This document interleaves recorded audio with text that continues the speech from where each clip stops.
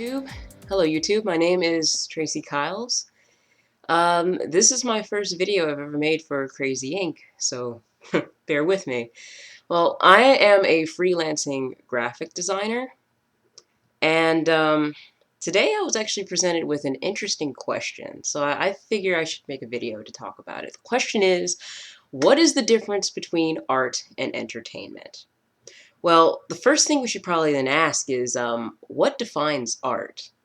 Well, I find that if you break down the basic definition, art is an expression of using craft and skill. What they're expressing is usually just a message, a tone, a mood, something like that.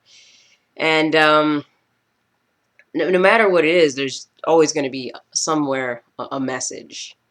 And so I guess the question we should really be asking when we ask if it's art is that a deep message that makes an impact? But wait a minute. Here's the thing about that. Most of our basic ideas of art have a message and make an impact, but there are some forms of art that don't always make too deep of an impact, but send at least some basic message, persuasive message. So if we base it on whether or not they put a message, a deep message, in there, doesn't it unfairly rule out some forms of art? Like, I kind of think of graphic design, for example, the work I've done. A lot of it is pretty commercial. Like, most people, when they want me to do something for them, it's, usually an ad or, a new look. They're trying to do something that can attract, their audience. And so my designs, well, what I was trained in design is that they need to send a basic, quick message. It has to be fast. It has to be something that can be understood under 30 seconds. And if it's something that's too deep and too confusing, it's no longer successful because it doesn't successfully communicate fast enough. But does that mean that graphic design isn't meaningful? Absolutely not. There's a lot of design out there that's actually been pretty meaningful, has made a large social impact. So, you can't rule that out just because of that. So, going to another example here, the entertainment industry. I'm going to be using music, for example. A lot of our music these days have very simple meanings to them. Pretty basic. Usually just sex or drinking or partying or I'm rich. But there's still meanings, and also they still play with some basic rules within their medium, such as they have a tone, they have a mood, the music, the cadence of the beats, despite it being rather basic. So I guess we could argue that it isn't good art, but that doesn't always, mean that it's not art.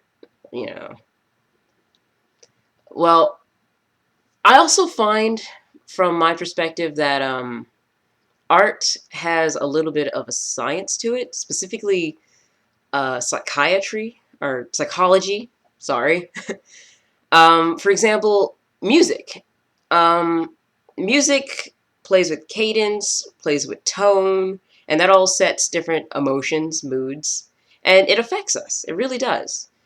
For example, I was having a talk with one of my other friends about how if you were to think about how confused music would sound, it would kind of be these off tones that would probably emulate, for example, inflection. Like if you found that a lot of people, when they ask questions, they always put the inflection at the end of the sentence. Yeah. Like that. And, there have been studies out there that have shown that cadences or, beats, the paces actually play with our heart and our brain waves. So there's definitely something sound to that. In visual art, that also plays with psychology. Colors make an impact. Red colors excite us because in nature they've always been kind of the warning colors and such. And blue colors calm us, or just very neutral to us because, the sky is blue. It's a very common color. We're used to it. The brain's more calmed by it. Acting plays with nonverbal communication. A good actor is someone who's emotionally convincing. What makes them emotionally convincing? It's not just what they say, it's also facial expressions, body language, that makes a difference. It speaks more than words alone. Could you imagine if you went to a Broadway play and it was just a bunch of people standing up there, like at a children's play, just standing there nervously, belting their lines, not changing their facial expression, not moving? It would be boring. We wouldn't really get it. We probably wouldn't be able to distinct any characters. It makes a world of a difference when you have, you know, changes of inflection in voice, facial expressions, movement. It all makes a big difference. It registers to us. And the thing is, those in the entertainment industry also understand this basic psychology and also play with it. And then this brings me to my next point. All great artists, I find, have a lot of this inherently understood. They are born with a sensitivity, and they have this sense of observation that they can kind of see this in other people and emote it, or put it back into their artwork. And I've also noticed that good entertainers within the industry also understand this and know how to feed into these principles. And these principles are basic human nature. And art, I find, is nothing more than a response and a reflection of the human condition, from the most primal parts of the human condition to, the most higher thinking conceptual. The saying is quite true: art imitates life. And entertainment will also imitate our current condition. It's not always as creative, but it responds to our current social conditions usually. It's pop culture. So art is entertainment, and entertainment is art. Now, not all art is entertaining, and not all entertainment is very creative. But that doesn't rule it out, because there was still somebody, when they came up with this, terrible music or terrible ad or what have you, there was still somebody who came up with that idea and had to send a message, even though it's a poor message or a great message.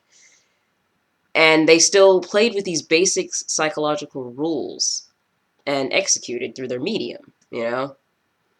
They're still creators behind the entertainment. So I guess what I would call it is easy art, because the truth of the matter is, the reason why it works in the entertainment industry is it doesn't always challenge you. It doesn't challenge your mind. They don't really want to try to go for higher concepts a lot of the time. Sometimes it's just easy to entertain the lowest common denominator. And I don't mean that in just like, the stupidest of society, the lowest common denominator within ourselves. You can admit, for example, safe to say that, for example, sex sells for everyone, whether they're genius or the dumbest. And it all, above all, plays by the same rules. So, yeah, that's my input, in my opinion. So, once again, my name's Tracey Kyles, and thank you for watching.